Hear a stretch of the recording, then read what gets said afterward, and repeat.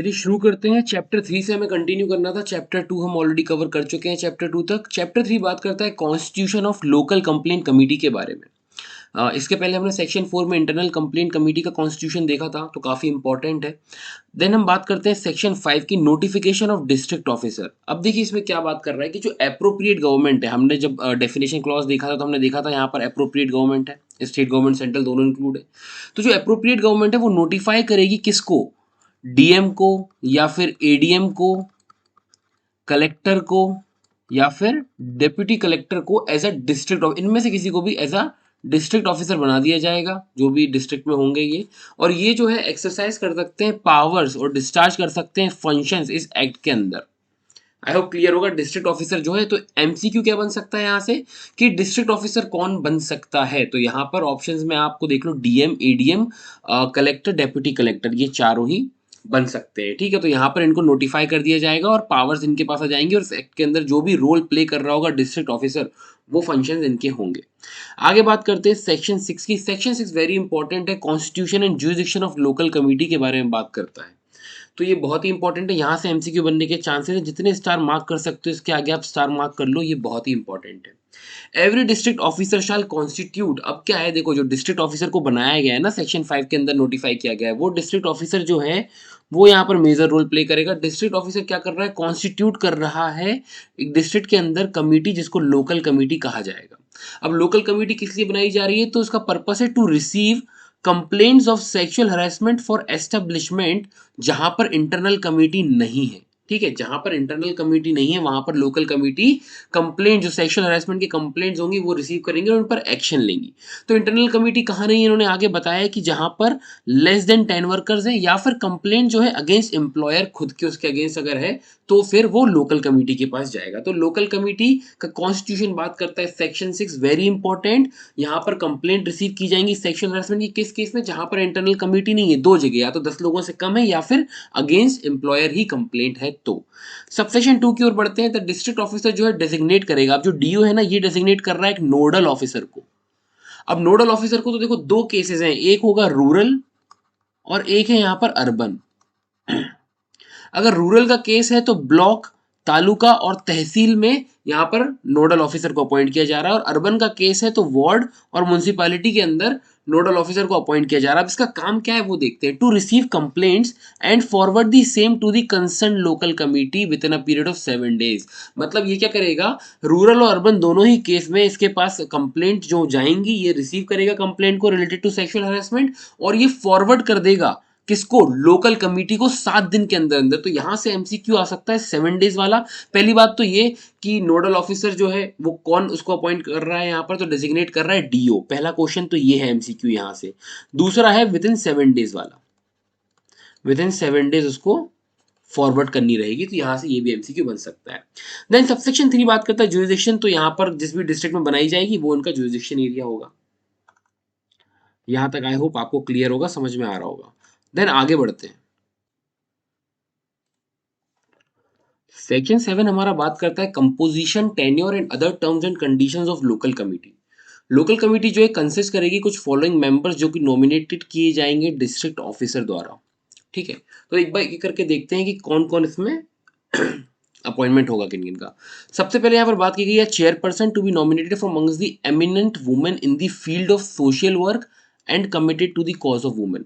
तो chairperson nominate की जाएंगी जो कि अमंग द एमिनेंट वुमेन होंगी, जिन्होंने मतलब काफी अच्छा खासा काम किया होगा in the field of social work, और जो कि कमिटेड है to the cause of women, तो इनको चेयरपर्सन बनाया जाएगा। Then 1 member to be nominated from amongst the women working in block, taluka और तहसील और वार्ड और म्युनिसिपैलिटी इन द डिस्ट्रिक्ट, जैसा भी केस होगा। ठीक है, अर्बन रूरल का।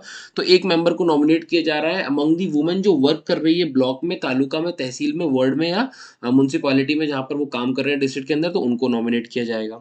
Then 2 members of whom at least one shall be a women. अब मतलब 2 मेंबर यहाँ पर होंगे जिनमें से एक तो एटलीस्ट वुमेन होनी चाहिए, जिनको नॉमिनेटेड किया जा रहा है एनजीओ में से या फिर एसोसिएशन जो कि कमिटेड है to the cause of women के लिए, या फिर पर्सन जो फेमिलियर है with issues relating to sexual harassment. इसको समझिएगा, 2 मेंबर जिनमें से एक तो वुमेन होगी और जिसको नॉमिनेट किया जाएगा एनजीओ में से। ठीक है, अमंग सच एनजीओज या फिर एसोसिएशन जो कि कमिटेड है to the cause of women के लिए, या फिर जो पर्सन फेमिलियर है issue relating to sexual harassment से, तो उनको यहाँ पर वो 2 मेंबर नॉमिनेटेड होंगे।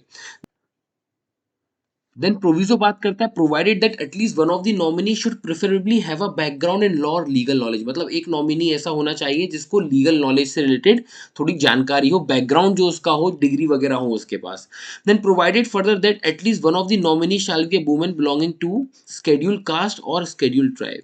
ठीक है, तो एटलीस्ट एक नॉमिनी ऐसा होना चाहिए, वुमेन होंगी जो कि बिलोंग करती हो एससी या फिर एसटी कैटेगरी को, या फिर other backward OBC, other backward classes, या फिर कोई माइनॉरिटी भी इसमें इंक्लूड है, तो उस बैकग्राउंड से होनी चाहिए, जो कि notified by the central government हो टाइम टू टाइम, तो उनको भी यहाँ पर नॉमिनी बनाया जाएगा। ठीक है, 2 मेंबर है और यहाँ पर उन्होंने उनकी पूरी वो दी हुई है कि एक नॉमिनी जो है लॉ बैकग्राउंड के होने चाहिए, एक जो है नॉमिनी वो जो वुमेन जो है वो एससी एसटी या ओबीसी या माइनॉरिटी कास्ट को बिलोंग करना चाहिए।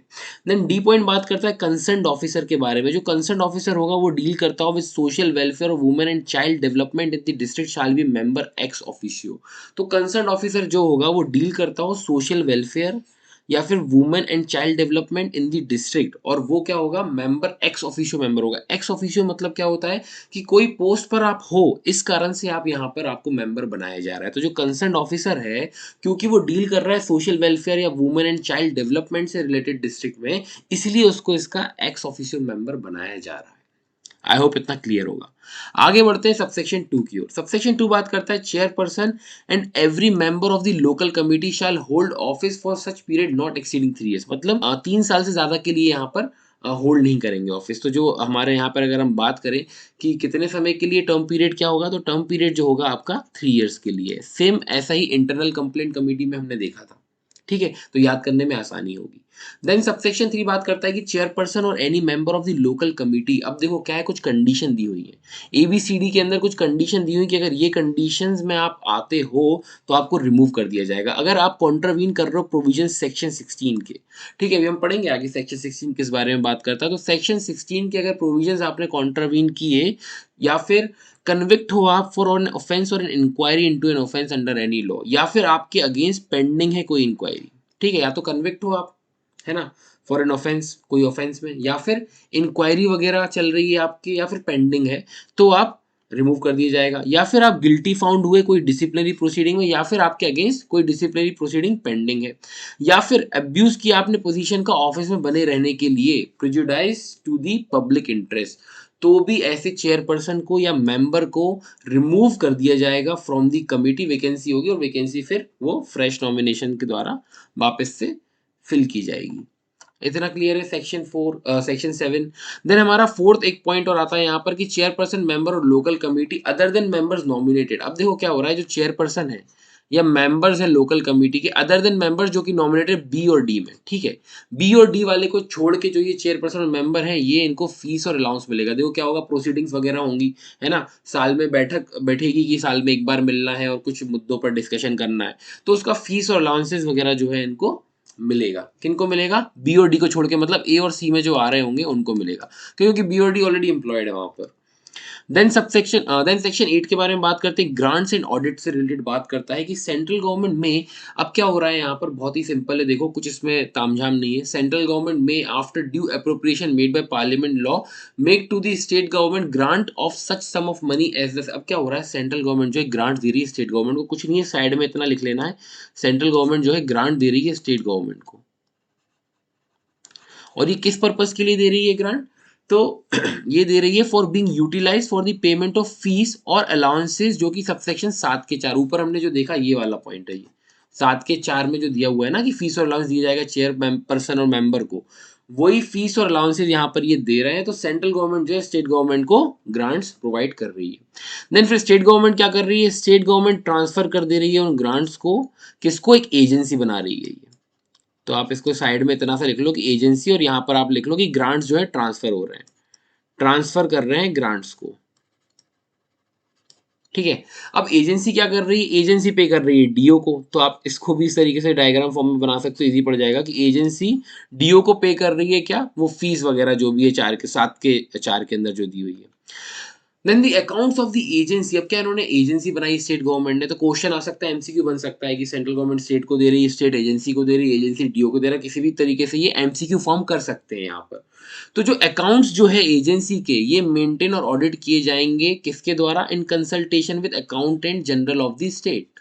ठीक है, तो इस पर भी एमसीक्यू बन सकता है।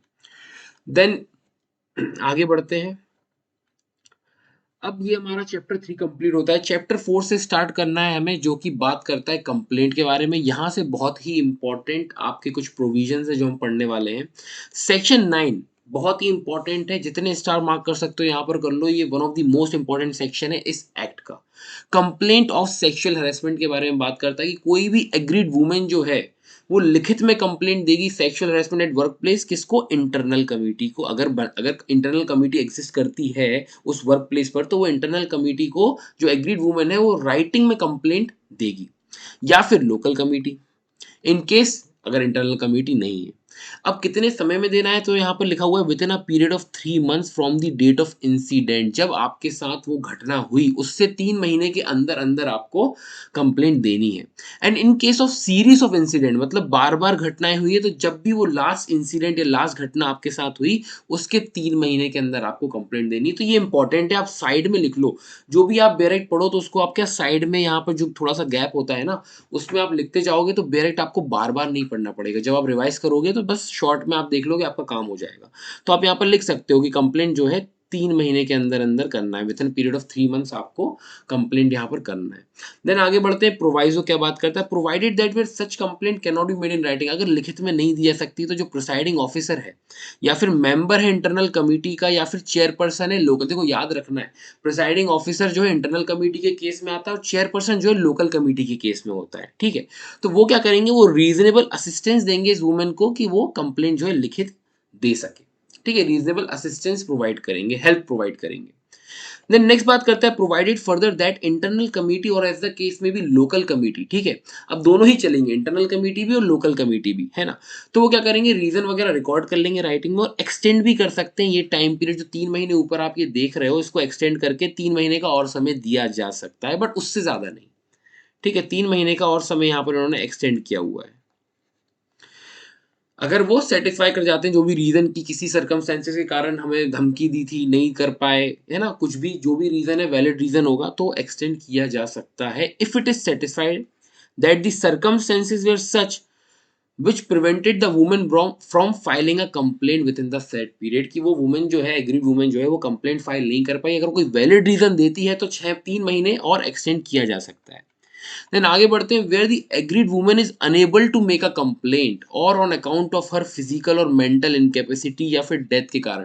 अगर एग्रीड वुमन जो है कंप्लेंट नहीं कर पाई, क्यों नहीं कर पाई, फिजिकल या फिर मेंटल इनकेपेसिटी के कारण, या फिर डेथ वगैरह हो गई, या फिर कोई और रीजन भी हो सकता है, तो उसके लीगल एयर या फिर कोई अदर पर्सन जो प्रिस्क्राइब्ड है वो भी कंप्लेंट कर सकता है। तो हम देखें तो मेनली आप यहाँ पर साइड में लीगल एयर का लिख सकते हो point, in case of death और या फिर कोई इनकेपेसिटी के मामले में लीगल एयर आप साइड में लिख दो, तो आपको ध्यान बना रहेगा जब आप रिवाइज करोगे।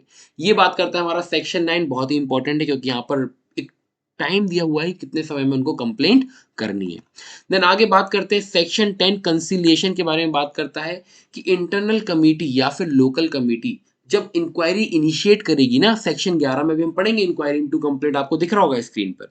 जब वो सेक्शन 11 के अंदर इंटरनल कमेटी या लोकल कमेटी इनिशिएट करेगी इंक्वायरी को, तो अगर एग्रीड वुमेन चाहे तो ऑन द रिक्वेस्ट, यहाँ पर आप देख रहे होगे, at the request of agreed women, वो इस तरीके के स्टेप्स ले सकते हैं कि मैटर को सेटल किया जा सकता है, to settle the matters between her and the respondent. अब रिस्पोंडेंट कौन है, जिसके अगेंस्ट कंप्लेंट की गई है। ठीक है, तो क्या होगा, यहाँ पर एग्रीड वुमेन खुद रिक्वेस्ट कर रही है कि मुझे मैटर सेटल करना है ना, between her and the respondent through conciliation, तो सेक्शन 10 में वो फॉल करेंगे। अब इन्होंने यहाँ पर एक प्रोविजो में बड़ी अच्छी बात लिखी कि no monetary settlement shall be made as a basis of conciliation. Conciliation का बेसिस मॉनिटरी सेटलमेंट नहीं होना चाहिए, कि मतलब बात ये हो रही है कि आपने ऐसा ऐसा किया, ये किया, वो किया, आप 10 लाख दे दो तो मैटर सुलझ जाएगा, ये क्या है, मॉनिटरी सेटलमेंट। तो मॉनिटरी सेटलमेंट बेसिस नहीं होगा। हाँ, ये हो सकता है कि बाद में इस तरीके से उसका निष्कर्ष ये निकल के आए कि पेनल्टी स्वरूप आपको पैसा देना पड़ रहा है, वो बात अलग है। बट मॉनिटरी सेटलमेंट जो है बेसिस नहीं बनेगा कि चलो इसको हम पैसा ले दे के सुलटा देते हैं, ये वाला काम नहीं होगा। देन आगे बढ़ते हैं सबसेक्शन 2 की ओर। सबसेक्शन 2 बात करता है settlement has been arrived under subsection 1। Internal committee और लोकल कमिटी क्या करेगी, सबसे पहले तो जो भी सेटलमेंट होगा उसको रिकॉर्ड कर लेंगे। ठीक है, जो भी सेटलमेंट निकल के आएगा, कुछ कंडीशंस वगैरह होंगी, कुछ गाइडलाइन वगैरह कुछ निकल के आती है तो उसको रिकॉर्ड कर लिया जाएगा एंड फॉरवर्ड कर दिया जाएगा किसको, एम्प्लॉयर को या फिर डिस्ट्रिक्ट ऑफिसर को। अब एम्प्लॉयर को किया जाएगा इंटरनल कंप्लेंट कमेटी के केस में, डिस्ट्रिक्ट ऑफिसर को किया जाएगा लोकल कंप्लेंट कमेटी के केस में। ठीक है, और उसमें लिखा होगा क्या एक्शन वगैरह लेना है, तो उस हिसाब से वो रिकमेंडेशंस वगैरह होंगे उसके अंदर। देन सबसेक्शन 3 बात करता है कि इंटरनल कमेटी और लोकल कमेटी क्या करेगी, प्रोवाइड करेगी कॉपीज ऑफ सेटलमेंट। जो भी सेटलमेंट हुआ है उसकी कॉपीज प्रोवाइड कर देगी एग्रीड वुमेन को और रिस्पोंडेंट को, बस। तो आप साइड में यहाँ पर लिख सकते हो, यहाँ पर याद करने के उससे कि कॉपीज ऑफ सेटलमेंट के बारे में बात की जा रही है, copies of settlement. Subsection 4, where a settlement is arrived at under subsection 1, no further inquiry shall be conducted। एक बार अगर सेटलमेंट हो गया, सेटलमेंट आ चुका है, कंप्लीट हो गया है, कोई फर्दर इंक्वायरी कंडक्ट नहीं की जाएगी इंटरनल कमेटी या लोकल कमेटी के द्वारा। अब आगे हम देखेंगे कि अगर उसका कंप्लाई नहीं करता है, जो भी सेटलमेंट में निकल के आई ये चीज़ें, उनका अगर कंप्लाई नहीं करता है तो इंक्वायरी वगैरह हो सकती है। जिस तरीके से अगर मान के चलो कंसीलेशन के थ्रू हम नहीं जाते तो कैसे जाते, फिर वो उस तरीके से होगा अगर कंप्लाई नहीं करता है इन सेटलमेंट का। तो आगे बढ़ते हैं। Section 11 one of the most important है, ये भी जैसा कि सेक्शन 9 की बात की गई थी, सेक्शन 11 भी बहुत इंपॉर्टेंट है। यहाँ पर बात करता है इंक्वायरी इनटू कंप्लेंट। आइए इसको रीड करते हैं। तो इन्होंने यहाँ पर बोला है कि सेक्शन 10 को ध्यान में रखते हुए इंटरनल कमेटी या लोकल कमेटी क्या कर रही है यहाँ पर, जहां पर मान के चलो रिस्पोंडेंट एम्प्लॉय है, ठीक है, एम्प्लॉय है, तो क्या होगा, where the respondent is an employee proceed to make inquiry into the complaint according with the provision of service rule. अब क्या होता है ना, सर्विस रूल्स होते हैं कुछ, है ना, कि किस तरीके से कंडक्ट वगैरह होगा, क्या होगा। तो उन्होंने बोला अगर रिस्पोंडेंट जो है जिसके अगेंस्ट कंप्लेंट की है वो एम्प्लॉय है, वहां पर काम करने वाला एक एम्प्लॉय है, तो किस तरीके से इंक्वायरी होगी। तो उन्होंने बोला इंक्वायरी जो होगी कंप्लेंट में वो होगी एज पर दी सर्विस रूल, जो भी एप्लीकेबल होगा उस रिस्पोंडेंट के ऊपर। ठीक है, और अगर रूल एग्जिस्ट नहीं करता है तो उन्होंने बोला कि जो भी मैनर प्रिस्क्राइब्ड होगा उस हिसाब से। ठीक है, इतना क्लियर है। अब इन्होंने बोला अगर डोमेस्टिक वर्कर की बात करें, in case of a domestic worker, तो क्या होगा, है ना। तो उन्होंने बोला अगर local committee shall if prima facie case exist करता है तो वो फॉरवर्ड कर देगा complaint to the police within a period of 7 days। अब इन्होंने बोला, क्या बोला है, इसको ध्यान से सुनिएगा एक बार फिर से हम इसको पढ़ते हैं कि रिस्पोंडेंट अगर एम्प्लॉय है तो यहाँ पर क्या होगा, तो proceed to make inquiry into the complaint as per the service rule applicable, जो उस पर सर्विस रूल एप्लीकेबल होगा उसके हिसाब से इंक्वायरी होगी। अगर रूल एग्जिस्ट नहीं करता है तो इन द मैनर एज में बी प्रिस्क्राइब्ड।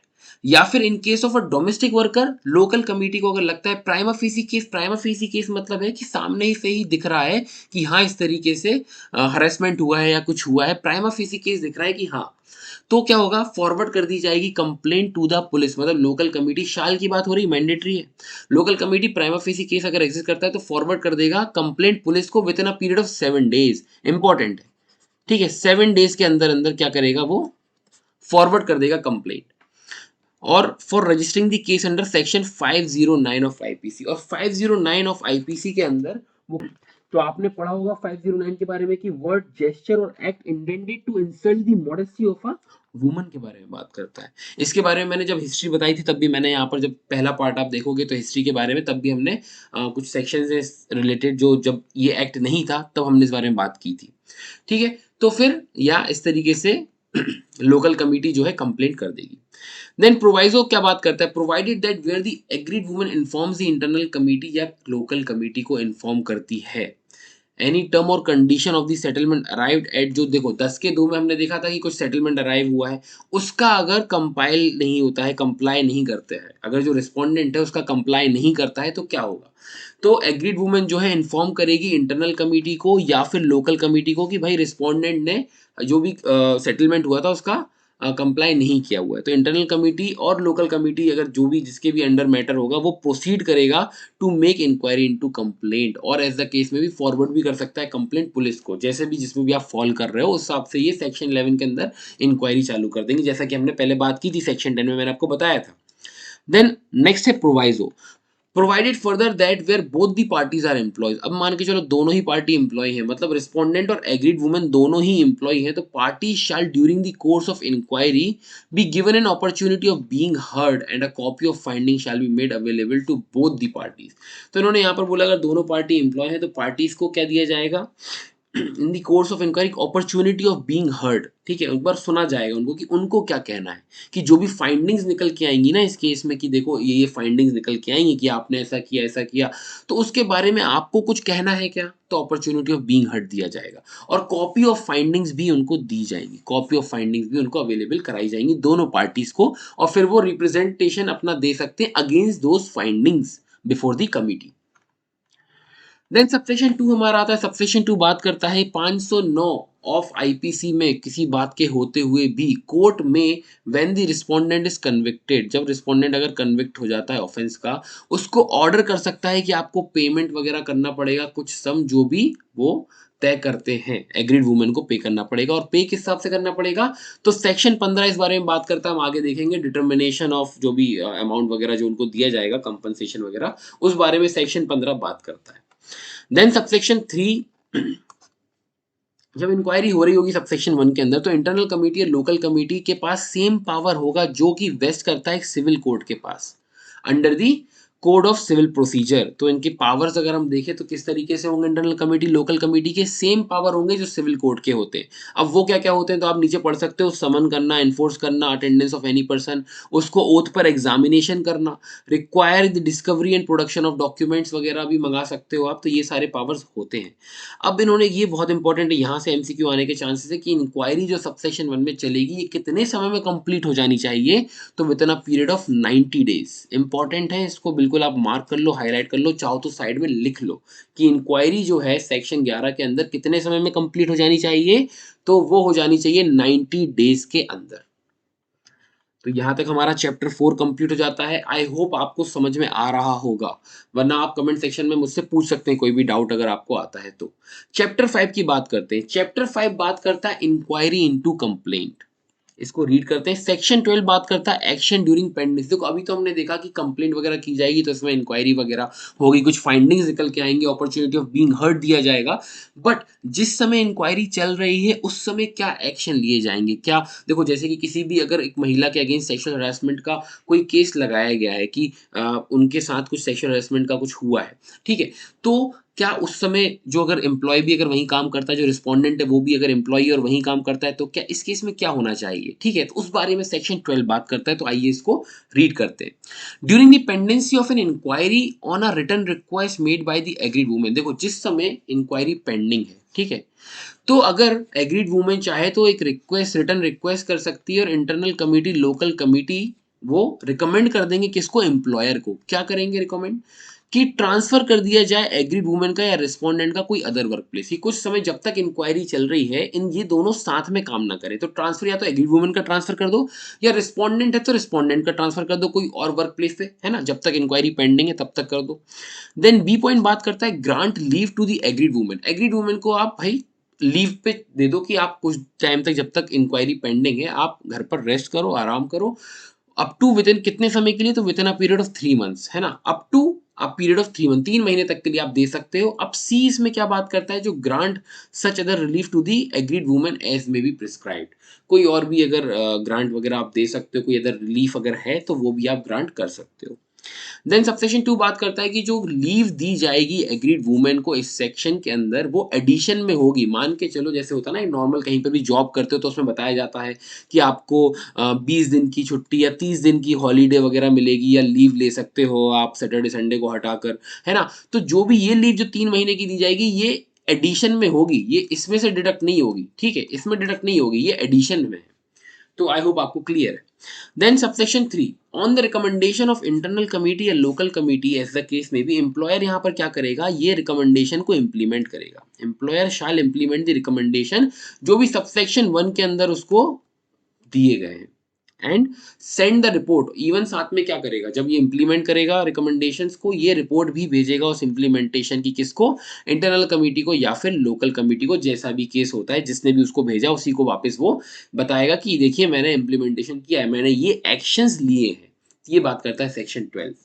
ठीक है, इंपॉर्टेंट सेक्शन है यहाँ से। एक तो ये वाला क्वेश्चन आ सकता है, बी से एमसीक्यू बन सकता है आपका, तो इसको ध्यान रखिएगा, ये इंपॉर्टेंट। और एक यहाँ सबसेक्शन 2 से भी क्वेश्चन बन सकता है, तो क्या ये लीव एडिशन में होंगी या फिर उसमें डिडक्ट की जाएंगी, इस तरीके से सिंपल क्वेश्चन भी कुछ आ सकते हैं आपके एग्जाम में। देन आगे बढ़ते हैं सेक्शन 13 की ओर। सेक्शन 13 बात करता है इंक्वायरी रिपोर्ट के बारे में। On the completion of an inquiry under this act, internal committee or the local committee, as the case may be, shall provide a report of its finding to the employer और as the case में भी to the district officer. अब जब inquiry complete हो जाएगी तो internal committee, local committee किसको report भेजेंगी, तो इन्होंने बोला है ये रिपोर्ट भेजेंगी जो भी फाइंडिंग्स वगैरह होगा। अब देखो, इंटरनल कमेटी हमने सेक्शन 4 में देखा था एम्प्लॉयर बनाता है, और हमने देखा था लोकल कमेटी डिस्ट्रिक्ट ऑफिसर बनाता है, तो ये एक तरीके से हेड हो गए, तो जो भी रिपोर्ट जो है इन्हीं को जाएगी। अब अगर इंटरनल कमेटी के केस में हम बात करें तो एम्प्लॉयर को जाएगी, डिस्ट्रिक्ट ऑफिसर तो वो लोकल कंप्लेंट कमेटी के केस में डिस्ट्रिक्ट ऑफिसर को जाएगी। Within a period of 10 days from the date of completion of inquiry and such report be made available to the concern parties. 10 दिन के अंदर अंदर, ठीक है। तो जब भी इंक्वायरी कंप्लीट होगी, इंटरनल कमेटी या फिर लोकल कमेटी जब इंक्वायरी को कंप्लीट कर लेंगे तो वो रिपोर्ट जो भी फाइंडिंग्स वगैरह हुई है वो एम्प्लॉयर डिस्ट्रिक्ट ऑफिसर को देंगे 10 दिन के अंदर अंदर from the date of completion of inquiry within 10 days। तो ये एमसीक्यू आपका यहाँ से बन सकता है। विद इन 10 days करके आप चाहें तो ऐसे साइड में लिख सकते हैं कि कंप्लीट हो जाएगी 10 दिन के अंदर अंदर। और वो जो रिपोर्ट्स हैं, वो जो कंसर्न पार्टी है, कंसर्न पार्टी कौन हो गई, एक तो आपका एग्रीड वुमन हो गई और दूसरी हो गए रिस्पोंडेंट, उनको भेजा जाएगी वो रिपोर्ट। देन सबसेक्शन 2 बात करता है where the internal committee or the local committee as the case में be arrives at conclusion that the allegation against the respondent has been not been proved. अब देखो, दो केस है, और जब इंक्वायरी होगी या तो प्रूव होगा केस कि हाँ जो एलिगेशन लगाए गए हैं एग्रीड वुमेन द्वारा रिस्पोंडेंट के खिलाफ वो सही है, या फिर वो सही नहीं है। तो अब हम इसमें बात कर रहे हैं कि हैज नॉट बीन प्रूव्ड, मतलब प्रूव नहीं हुए, मतलब हम कह सकते हैं कि गलत एलिगेशन लगाए गए थे। तो यहाँ पर रिकमेंड किया जाएगा एम्प्लॉयर को या फिर डिस्ट्रिक्ट ऑफिसर को कि कोई एक्शन ना लिया जाए अगेंस्ट रिस्पोंडेंट। ठीक है, क्लियर है, ऑब्वियस सी बात है, कोई अगर प्रूव नहीं हुए तो कोई एक्शन नहीं लिया जाएगा उसके अगेंस्ट। सबसेक्शन 3 बात करता है कि इंटरनल कमेटी, लोकल कमेटी अगर राय होती कंक्लूजन पे कि रिस्पोंडेंट का वो प्रूव हो जाते हैं एलिगेशन जो रिस्पोंडेंट के ऊपर लगाए हुए हैं। देखिए, प्रूव्ड का मामला, यहाँ नॉट प्रूफ था, यहाँ पर प्रूव्ड वाला मामला है।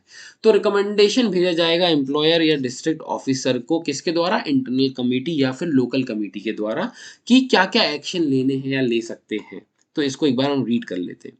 सबसे पहला बात करता है to take action for sexual harassment as a misconduct, है ना।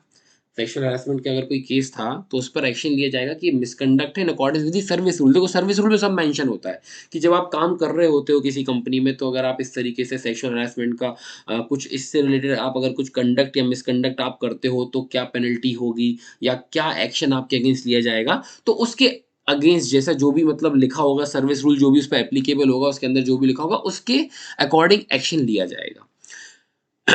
और where no such service rule have been made, अगर इस तरह की कोई सर्विस रूल नहीं बनाए गए तो जो भी मैनर प्रिस्क्राइब होगा उसके आगे उसके हिसाब से लिया जाएगा।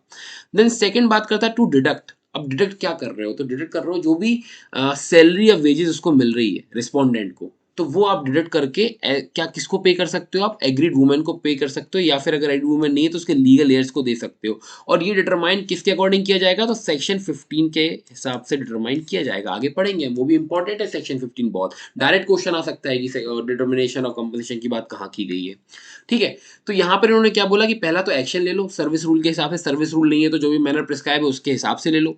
दूसरा बात करता है डिडक्ट कर लेंगे सैलरी या वेजेस, ठीक है, जो भी रिस्पोंडेंट को मिलता है, और एज अ कंपनसेशन या फिर आप किसी भी तरीके से एग्रीड वुमेन को आप या उसके लीगल एयर्स को दे सकते हो। देन आगे नेक्स्ट बढ़ते हैं प्रोविजो की ओर। Provided that in case the employer unable to make such deduction, employer जो है डिडक्शन नहीं कर पा रहा है उसके सैलरी से। अब क्यों नहीं कर पा रहा डिडक्शन, तो कई रीजन हो सकते हैं कि भाई वो उतने दिन आया ही नहीं है, उसका उतना सैलरी बनी नहीं रही उस महीने की, है ना, या फिर उसने काम ही निकाल दिया गया है, छोड़ दिया है उसने, तो वो डायरेक्ट कर देगा रिस्पोंडेंट को टू पे सच सम टू दी एग्रीड वुमेन। तो एम्प्लॉयर बोलेगा रिस्पोंडेंट को कि आपको इतना सम एग्रीड वुमेन को पे करना रहेगा, ठीक है, क्योंकि हम डायरेक्ट तो कर नहीं पा रहे, आपकी सैलरी इतनी बनी नहीं है। अब अगर मान के चलो रिस्पोंडेंट फेल हो जाता है पे करने में ये सम, तो क्या होगा, तो इंटरनल कमिटी या फिर लोकल कमिटी वो फॉरवर्ड कर देगी उस ऑर्डर को, किसको फॉरवर्ड कर देगी, डिस्ट्रिक्ट ऑफिसर को फॉरवर्ड कर देगी कि वो एज अ कैसे वसूलेगा उससे, रिकवर कर सके sum as an arrear of land revenue. तो ये भी एमसीक्यू बन सकता है कि रिस्पोंडेंट अगर पे नहीं करता है उसको, वो जो अमाउंट डिडक्ट करने का बोला है, तो वो कैसे वसूला जाएगा, तो as an arrear of land revenue वसूला जाएगा बाय डिस्ट्रिक्ट ऑफिसर। ये एमसीक्यू यहाँ से बन सकता है, तो इस पर थोड़ा सा ध्यान देना है, इंपॉर्टेंट है। आगे बढ़ते हैं, सबसेक्शन 4 बात करता है कि एम्प्लॉयर और डिस्ट्रिक्ट ऑफिसर जो भी रिकमेंडेशन यहाँ पर दिए गए हैं इस सेक्शन के सबसेक्शन 3 में हमने देखे 13 के 3 में जो भी रिकमेंडेशन दिए गए हैं, तो एम्प्लॉयर और डिस्ट्रिक्ट ऑफिसर उस पर एक्ट करेगा with in 60 days of its receipt by him. मतलब जब उसको ये रिकमेंडेशन आए उसके पास, उससे 60 दिन के अंदर अंदर उसको एक्शन लेना है इन पर। तो विद इन 60 डेज इंपॉर्टेंट है, एमसीक्यू बन सकता है, ध्यान रखिएगा। लापरवाही नहीं करना है, तैयारी दम से करना है, जिससे आपका ये एग्जाम निकल जाए आसानी से। तो 60 डेज यहाँ पर याद रखिएगा कि एम्प्लॉयर डिस्ट्रिक्ट ऑफिसर को क्या करना है, उन रिकमेंडेशन पे 60 दिन के अंदर अंदर जब उसको वो रिसीव हुए हैं उस पर एक्ट करना है। देन नेक्स्ट हमारा आता है सेक्शन 14, बात करता है punishment for false or malicious complaint and false evidence. Section के नाम से ही, सेक्शन की हेडिंग से ही हमें समझ में आ रहा है कि सेक्शन किस बारे में बात कर रहा है। जैसा कि हमने ऊपर देखा सेक्शन 13 में दो केस हो रहे थे कि एलिगेशन प्रूव होंगे या फिर नहीं होंगे, राइट। तो वैसे ही अगर एलिगेशन प्रूव नहीं होंगे तो हो सकता है कि फॉल्स या मैलिशियस कंप्लेंट लगाई गई हो उसके अगेंस्ट, या फिर हो सकता है कंप्लेंट तो फॉल्स थी ही सही और किसी ने झूठी गवाही या झूठा एविडेंस भी दिया कि हाँ इन्होंने ऐसा किया था, मैंने भी देखा था फलाने व्यक्ति को इस तरीके से कमेंट पास करते हुए या इस तरीके से हरेस करते हुए। तो जो झूठा एविडेंस दिया है या फिर फॉल्स या मैलिशियस कंप्लेंट की गई है, तो उससे रिलेटेड यहाँ पर पनिशमेंट की बात की गई है। तो आइए चलिए इसको रीड करते हैं। सबसेक्शन 1 बात करता है कि वेयर द इंटरनल कमिटी और local committee as the case में be arrives at a conclusion. अब किस कंक्लूजन पर पहुंचे हैं कि that the allegation against the respondent is malicious. ठीक है, हम ऑलरेडी बात कर रहे हैं अभी इस बारे में कि जो कंक्लूजन पे क्या पहुंचे कि वो मैलिशियस है, मतलब गलत लगाई गई है, या फिर देखो, allegation against the respondent is malicious or the aggrieved woman or any other person making the complaint has made complaint knowing it to be false. मतलब जो एग्रीड वुमेन है, इन्होंने क्या किया, इन्होंने गलत फायदा उठाया। जो एक्ट में इनको एक सुरक्षा प्रोवाइड करने की कोशिश की गई, उन्होंने गलत फायदा उठाया और उन्होंने क्या किया, कंप्लेंट किया knowing it to be false, जानते हुए कि मैं ये गलत कर रही हूँ, गलत कंप्लेंट है क्योंकि इस व्यक्ति ने मेरे साथ ऐसा कुछ नहीं किया।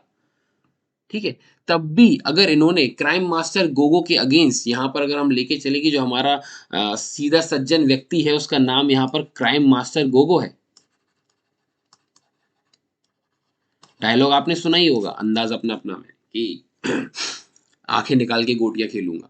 ठीक है, तो यहाँ पर जो क्राइम मास्टर गोगो है उसके अगेंस्ट अगर इन्होंने फॉल्स कंप्लेंट की है, इन्होंने ऐसा कुछ सेक्सुअल हरासमेंट का वो नहीं किया था और इनके अगेंस्ट अगर फॉल्स कंप्लेंट हुई है एग्रीड वुमेन द्वारा या किसी और पर्सन द्वारा, या फिर उन्होंने क्या किया है, यहाँ पर उन्होंने फॉर्ज डॉक्यूमेंट प्रोड्यूस किए या मिसलीडिंग डॉक्यूमेंट दिए, तो यहाँ पर जो इंटरनल कमेटी है, लोकल कमेटी है, वो क्या करेगी, रिकमेंड करेगी एम्प्लॉयर को और डिस्ट्रिक्ट ऑफिसर को, जो भी केस है, कि उनके अगेंस्ट एक्शन लिया जाए, उस वुमन के अगेंस्ट एक्शन लिया जाए, उस पर्सन के अगेंस्ट एक्शन लिया जाए जिसने कंप्लेंट फाइल की है। जैसे कि आप देख पा रहे होंगे, to take action against the woman or the person जिसने वो कंप्लेंट की है, एज द केस में बी इन अकॉर्डेंस विद जो भी सर्विस रूल उनके ऊपर एप्लीकेबल हो रहा होगा उस हिसाब से, और नहीं हो रहा होगा तो जो मैनर प्रिस्क्राइब्ड है उस हिसाब से उनके ऊपर एक्शन लिया जाए। अगर आप हमारे सज्जन व्यक्ति क्राइम मास्टर गोगो जैसे सज्जन व्यक्ति के ऊपर आपने गलत या झूठी कंप्लेंट की, तो आपके ऊपर एक्शन लिया जाएगा। यहाँ पर लोकल कमेटी, इंटर्न कमेटी किसको बोलेंगी, एम्प्लॉयर या डिस्ट्रिक्ट ऑफिसर को बोलेंगी और वो उस पर एक्शन लेंगे।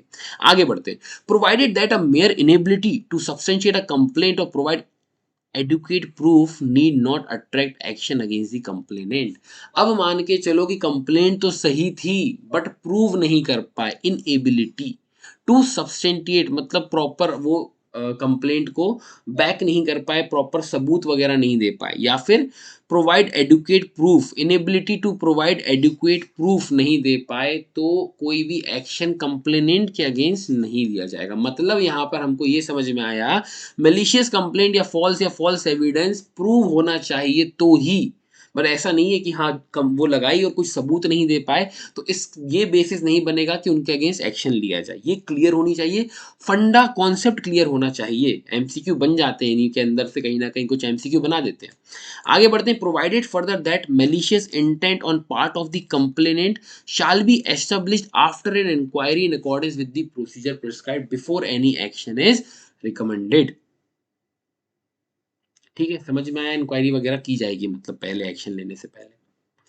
देन आगे बढ़ते हैं सबसेक्शन 2 के ऊपर। सबसेक्शन 2 बात करता है इंटरनल कमेटी और लोकल कमेटी जब अराइव होंगे, कंक्लूजन पर आएंगे ड्यूरिंग द इंक्वायरी, तो किसी भी witness, any witness has given false evidence or produce any forge or misleading document, वो रिकमेंड करेंगे कि उनके अगेंस्ट एक्शन लिया जाए, जो भी सर्विस रूल एप्लीकेबल होगा। तो ठीक है, ऑलरेडी ऊपर बात हो चुकी है इस बारे में, तो कुछ इतना कुछ खास नहीं है। यहाँ तक था हमारा सेक्शन 14। आई होप यहाँ तक आपको क्लियर होगा। कॉन्सेप्ट आराम से पढ़ा रहे हैं, यहाँ पर स्लोली थोड़ा सा चल रहे हैं जिससे आपको कॉन्सेप्ट क्लियर हो। मैं बताते जा रहा हूँ कहाँ से एमसीक्यू बनेंगे, उन चीज़ों को आप अंडरलाइन कर सकते हो, स्टार मार्क कर सकते हो, जिससे जब भी आप उस चीज़ को रिवाइज करो थोड़ा सा ज़्यादा फोकस वहाँ पर दे सको। अब आता है हमारा सेक्शन 15। डायरेक्ट क्वेश्चन बन सकता है, डिटर्मिनेशन ऑफ कंपनसेशन की बात सेक्सुअल हरासमेंट एक्ट के अंदर कहाँ की गई है, तो मालूम होना चाहिए सेक्शन 15 में की गई है। डायरेक्ट क्वेश्चन बन सकता है। अब यहाँ पर उन्होंने कुछ मापदंड दे दिए हैं कि किस बेसिस पर, देखो हमने पहले भी पढ़ा था, हमने प्रिवेंशन करप्शन एक्ट के अंदर भी पढ़ा था और काफ़ी एक्ट्स के अंदर हमने देखा है कि एक दिया होता है कि कंपनसेशन जब जज यहाँ पर किसी को देगा तो किस बेसिस पर देगा। तो यहाँ पर वही डिटरमाइन करने की बात हो रही है कि एग्रीड वुमेन को जो भी सम पे किया जाएगा उसका आधार क्या होगा। तो यहाँ पर बोल रहे हैं कि अंडर सेक्शन 13 के 3 के 2 में दिया जा रहा है, इंटरनल कमेटी लोकल कमेटी क्या करेगी, इन बातों का ध्यान रखेगी। अब क्या क्या है एक बार देख लेते हैं। The mental trauma, pain, suffering, emotional distress जो अग्रीड वुमेन को पहुंची है, जो भी क्षति उनको पहुंची है, कोई मेंटल ट्रॉमा हुआ, पेन हुआ, सफरिंग हुई, इमोशनल डिस्ट्रेस के थ्रू वो गुजरी उस टाइम पीरियड में, उन चीज़ों को ध्यान में रखते हुए। Loss in the career opportunity due to incident, उस इंसिडेंट के कारण जो भी करियर में उनकी ग्रोथ होती, जो भी 4 महीने 2 महीने 3 महीने लगे उनको कि वो घर पर रहे और वर्क नहीं करा, है ना, उस समय अगर उनकी मानसिक स्थिति अच्छी होती तो करियर में ग्रोथ होती। उन सब चीज़ों को ध्यान में रखते हुए कंपनसेशन डिसाइड किया जाएगा।